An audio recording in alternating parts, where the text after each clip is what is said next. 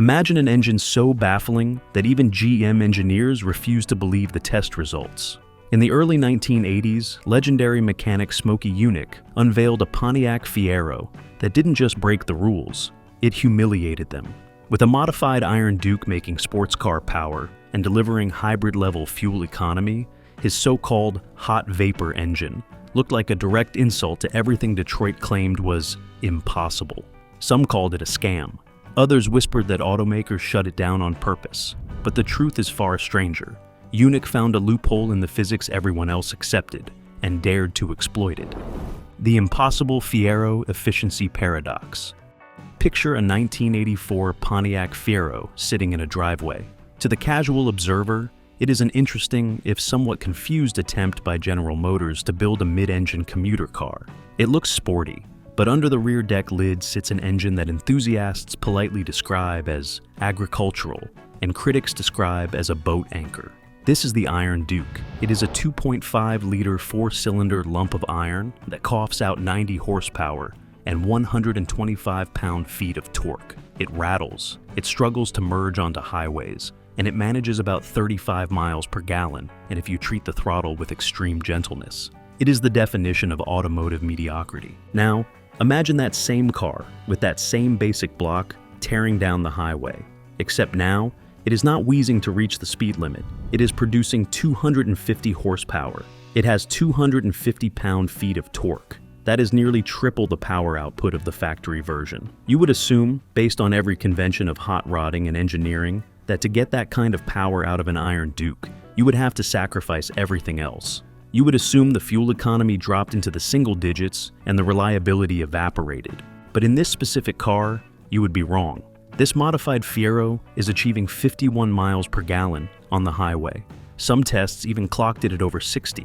It hits 0 to 60 in under 6 seconds, rivaling the Corvettes and Ferraris of its day, all while sipping gas like a frugal economy hatch. These numbers sound fake. In the world of mechanical engineering, there is an unwritten rule that says you can have a car that is fast, reliable, or efficient, but you can only pick two. To claim you have tripled the horsepower while simultaneously doubling the fuel efficiency is not just bragging, it sounds like a violation of physics. But this engine existed, it ran, and it was the brainchild of a man who spent his entire life looking at rulebooks and seeing nothing but opportunities. Henry Smokey Yunick was not a standard engineer. He was a high school dropout, a World War II bomber pilot, and a Daytona legend who operated out of a garage that became mythical in motorsport circles. He was the kind of mechanic who famously installed extended tip spark plugs to bypass engine displacement rules and reversed cooling systems just to see if the water flowed better that way.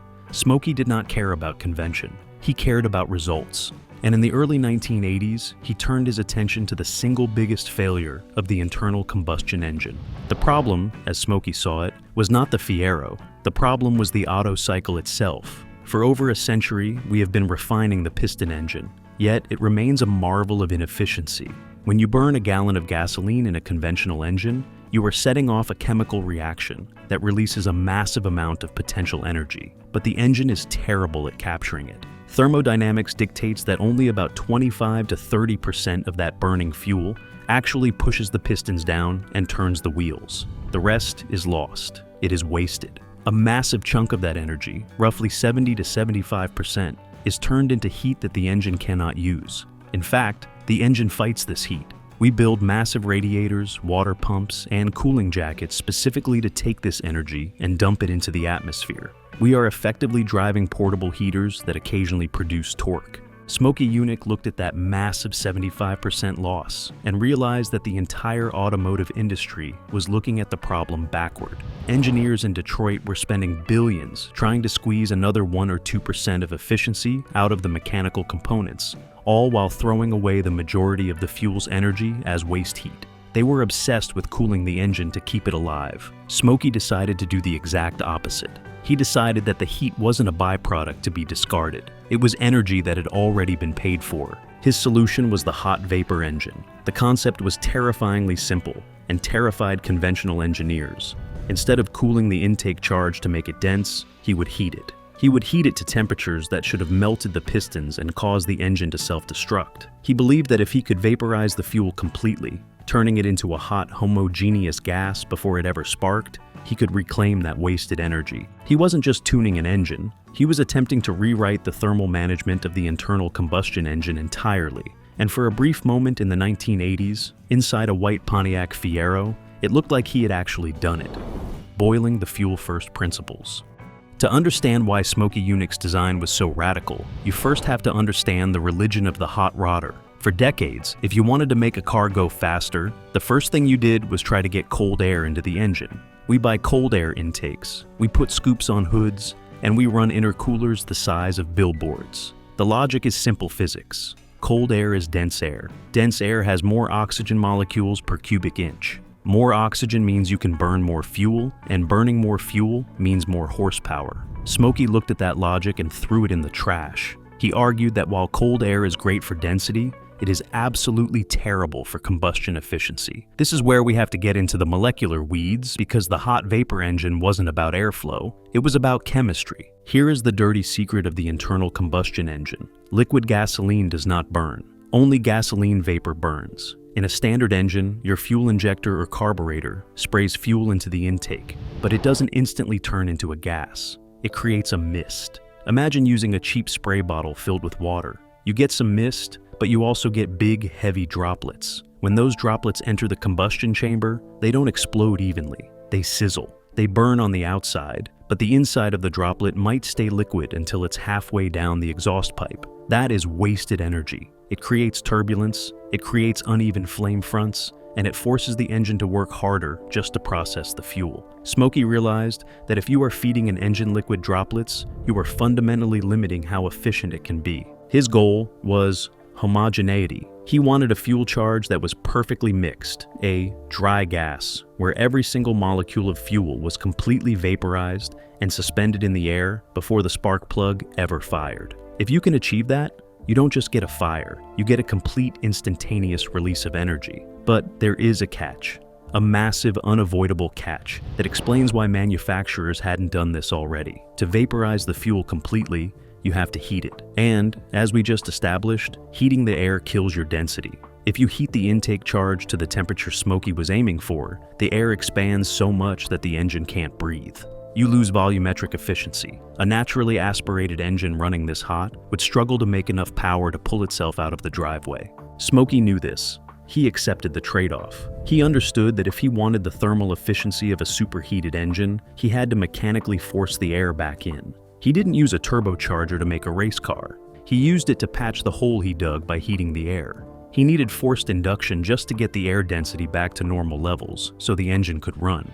This brings us to the architecture of the car itself. The hot vapor Fiero was effectively a rolling heat sponge. Yunick called it waste heat recovery, or WHR. The idea was to turn the engine into a regenerative system, similar to how a recuperator works on a gas turbine. Instead of dumping heat, the car was designed to hoard it. If you popped the hood of one of these prototypes, the first clue that something was wrong was the radiator. It was tiny. It was undersized compared to a stock Fiero, and the cooling system held significantly less water. This was intentional. Yunick wanted the engine to get hot, and he wanted it to get hot fast. He minimized the cooling capacity to force the engine up to a high operating temperature as quickly as possible, ensuring that there was plenty of thermal energy available to start cooking the fuel. This cooking process happened in stages. It wasn't just a matter of running the engine hot. The fuel mixture had to be prepared sequentially. The first step of this torture chamber sat directly underneath the carburetor. Yunick called it the vapor generator. To the naked eye, it looked like a spacer plate or a riser, but inside, it was a heat exchanger. As the air and fuel left the carburetor, they passed through this device, which was plumbed directly into the engine's coolant lines. This was stage one. It utilized the low-grade heat from the water jacket, energy that a normal car would be trying to get rid of via the radiator. As the wet, messy fuel mixture passed through the vapor generator, the heat from the coolant began the phase change. The goal here wasn't to finish the job, but to start it. This stage lifted the temperature of the intake charge to approximately 200 degrees Fahrenheit. Think about that. In a modern performance car, if your intake temperatures hit 200 degrees, you pull over and check for problems. In Smokey's engine, that was just the starting line. He was taking a fuel mixture that was already hotter than most engines can tolerate, and he was about to send it into a system designed to make it twice as hot. This was the efficiency window, and the engine was just getting warmed up. The three-stage torture chamber. If you were a fuel molecule in a standard engine, your life would be short and violent. You would be sprayed out of a nozzle, tumble through a cold metal pipe, and get set on fire while you were still half liquid. But in Smokey Yunick's engine, the journey was a slow, escalating torture designed to strip you of your liquid state entirely. We left our fuel mixture at stage 1, exiting the vapor generator. It is already hovering around 200 degrees Fahrenheit, warmed by the engine coolant. In any other car, this is where the cooling system would step in to save the day. But here, the mixture is sucked into the second stage of the system, a device Smokey innocuously called the homogenizer. To the untrained eye, the homogenizer looked like a strange, custom-cast lump of metal. But if you cracked it open, you would find a very familiar piece of hardware hiding inside, a turbocharger compressor wheel. This is where the genius of the system really starts to show, because Smokey wasn't using this turbo in the way a drag racer uses a turbo. Usually, you bolt on a turbo to force more air into the engine to make it go faster. Smokey was using it to fix the mess he made in stage 1. Remember, he heated the air, which made it expand and lose density. If he did nothing else, the engine would be gasping for breath. The homogenizer used the energy from the exhaust stream to spin that turbine wheel and compress the hot, thin air, forcing it back to a usable density. It was a mechanical lung, restoring the volumetric efficiency that the heat had stolen. But it had two other jobs that were just as critical. First, it acted as a high-speed mechanical blender. As that compressor wheel spun at tens of thousands of revolutions per minute, it physically chopped and thrashed the air and fuel mixture. It didn't just push the air, it violently stirred it, ensuring that no heavy droplets of fuel could survive. Second, and perhaps most brilliantly, it acted as a check valve. Because the intake charge was about to get dangerously hot and pressurized, there was a real risk of it expanding backward and blowing out through the carburetor. The spinning turbine created a one-way street, locking the pressure inside the system where it belonged. Inside this spinning chamber, the temperature climbed again. The housing of the homogenizer was wrapped in an exhaust jacket, soaking up high-grade heat from the spent gases. By the time the mixture left this stage, it had climbed from 200 degrees to 280 degrees Fahrenheit. It was hot, it was pressurized, and it was spinning. And then, it hit stage 3, the superheater. This is the part of the schematic that makes traditional engineers sweat. The superheater was the intake manifold itself, but it was unlike any manifold ever cast. Smokey took the intake runners, the pipes that carry the fuel to the cylinders, and he wrapped them entirely in exhaust ducting. He effectively built a pipe within a pipe. The red-hot exhaust gases leaving the engine were routed directly around the incoming fuel mixture, separated only by a thin wall of metal. This was a thermal transfer of the highest order. The objective was to take that 280-degree mixture and absolutely roast it. The target temperature here was over 450 degrees Fahrenheit. Think about that number for a second. In a standard engine, engineers start to panic if the intake air temperature crosses 150 degrees. At 235 degrees, conventional wisdom says you have lost control of the combustion event, and the engine is a ticking time bomb. Smokey was running double that limit. He was operating in a thermal zone that textbooks said shouldn't exist. By the time the fuel reached the end of the superheater, it had undergone a complete phase change. It was no longer a mist. It was no longer a spray. It was a perfectly dry, superheated gas. If you looked at it under a microscope, you wouldn't see fuel droplets suspended in air. You would see a perfectly homogeneous soup of hydrocarbon molecules and oxygen, mixed so thoroughly that they were practically pre-bound. This was the dry gas state Smokey had been chasing. In this state, the fuel doesn't burn like a liquid. It reacts.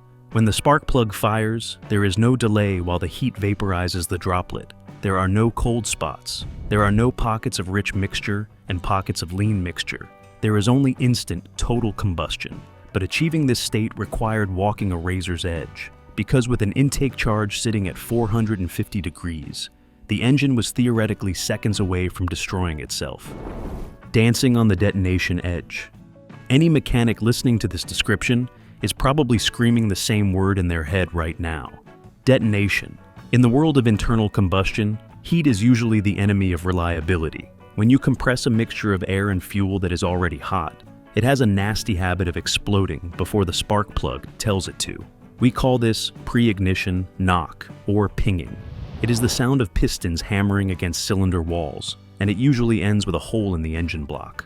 Conventional engineering theory dictates a strict thermal speed limit. A standard General Motors small block engine runs with exhaust temperatures around 1750 degrees Fahrenheit.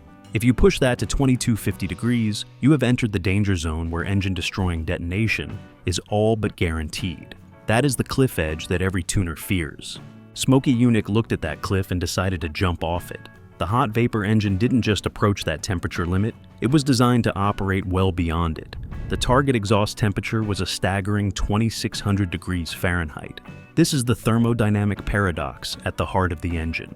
By pushing the temperature so high, Yunick appeared to bypass the instability that occurs at lower, yet still dangerous, temperatures. The theory suggests that at 2600 degrees, the fundamental chemical kinetics of the burn cycle change. Instead of a flame front traveling across the cylinder like a grass fire, which takes time and can be uneven, the superheated, perfectly mixed fuel ignites all at once. It becomes a controlled, rapid volumetric combustion event. Smokey claimed that at these temperatures, he could actually control the burn rate of the hydrogen molecule itself. By shortening the ignition delay, he beat the detonation to the punch. The fuel didn't have time to knock because it was already fully consumed. This allowed the engine to run in an ultra-lean state. Running lean means there is far more air in the cylinder than is chemically required to burn the fuel. Typically, lean mixtures burn hot and slow, leading to instability. But because the hot vapor charge was preheated and homogenized, it remained stable even when starved of fuel. This is where the efficiency came from. The engine was extracting every last joule of energy from the gasoline using the excess air as a working fluid. However, dancing on this edge required absolute mechanical precision. This was not a system that tolerated sloppy manufacturing. The margin for error was non-existent. To keep the engine from disintegrating under the thermal stress, Yunick had to rely on specialized hardware. The engine used robust Carrillo connecting rods, forged pistons, and custom piston rings designed to handle the pressure. The most critical component was the camshaft. Yunick utilized specific cam timing to manipulate the effective compression ratio. By adjusting when the intake valve closed, he could trap a precise amount of hot exhaust gas inside the cylinder. This internal exhaust gas recirculation acted as a thermal buffer, regulating the combustion event from the inside out. In modern terms, Smokey was effectively building a mechanical ancestor to homogeneous charge compression ignition, or HCCI. He was trying to achieve the efficiency of a diesel cycle using gasoline, using extreme heat as the stabilizing force. Why Detroit killed it. So, if this engine was a miracle, if it doubled mileage and tripled horsepower, why aren't we all driving hot vapor cars today? If you go into the comment sections of the internet, you will see a lot of people blaming big oil. They will say the oil companies bought the patent to bury it because it was too efficient. It is a great story. It makes Smokey the martyr and the corporations the villains. But the truth is actually much more boring and much more tragic. The hot vapor engine wasn't killed by a conspiracy. It was killed by chemistry and bureaucracy. The first nail in the coffin was NOx. Nitrogen oxide is a nasty pollutant that creates smog and acid rain. Unfortunately for Smokey, NOx is created when you burn nitrogen and oxygen under extreme heat and pressure. And as we just discussed, the entire point of the hot vapor engine was to create extreme heat and pressure. By running the engine at 2600 degrees and running it lean, Smokey was inadvertently building a NOx factory. In the 1980s, the EPA had just mandated the three-way catalytic converter. This device is the reason modern air is breathable, but it has a very strict requirement. It only works when the engine is burning fuel at a precise ratio called stoichiometric. If you run too lean, the catalyst stops working and the NOx pours out of the tailpipe. Smokey's engine had to run lean to work. It was fundamentally incompatible with the only emissions technology that was legal at the time. Detroit had to choose between a federally compliant car and a highly efficient outlaw. They chose compliance. The second problem was money. General Motors had just spent billions of dollars, some estimates say up to $45 billion, retooling their factories for electronic fuel injection. They had bet the farm on computers. EFI was precise, it was clean, and it played nice with catalytic converters. Smokey's engine used a carburetor and a bunch of plumbing. To GM executives, it looked like a step backward into the Stone Age. They were moving toward the digital future, and Smokey was handing them a mechanical Rube Goldberg machine. And finally, there was the practicality. The hot vapor engine ran so hot that normal motor oil would break down and turn into sludge. It required synthetic jet engine oil that cost $98 a quart. Imagine telling a consumer that an oil change would cost $400. Between the exotic oil, the risk of vapor lock, leaving you stranded in a parking lot, and the specialized parts, it was a logistical nightmare. The end of the story is brutal. GM took the prototype Fiero, the car that had achieved the impossible, and they crushed it. It wasn't malice, it was just corporate procedure. The project was over, the technology was deemed a dead end, and the car was scrap metal. The legacy of hot vapor. The tragedy of the hot vapor engine is that Smokey was right all along. If you look under the hood of a modern car, you see his principles in action. Today's most advanced engines utilize sophisticated thermal management and exhaust heat recovery systems to optimize efficiency, exactly as he preached 40 years ago. We even solved the fuel mixing problem he obsessed over, though we took a different path. Instead of boiling the fuel with dangerous levels of heat, we now pulverize it with extreme pressure using gasoline direct injection. We achieved his dream of the perfect homogeneous burn, just via a safer, computer-controlled route. While the original Fiero was unceremoniously crushed by General Motors, the blueprints for the madness survived. A test mule, Plymouth Horizon, and various engine components escaped the scrapyard, and today, dedicated fabricators like Danny Solis are actively studying these relics to reverse engineer the magic. Because Smokey's patents were allowed to lapse into the public domain, the secrets of the hot vapor cycle are now free for anyone brave enough to try them. Smokey Yunick proved that the hard limits of thermodynamics are often just suggestions for those willing to ignore the rulebook. He took a mediocre economy engine, violated every convention of automotive engineering, and briefly embarrassed the largest corporation on Earth. He may have lost the regulatory war, but the physics still stand. Efficiency is there for the taking, provided you are willing to take the heat.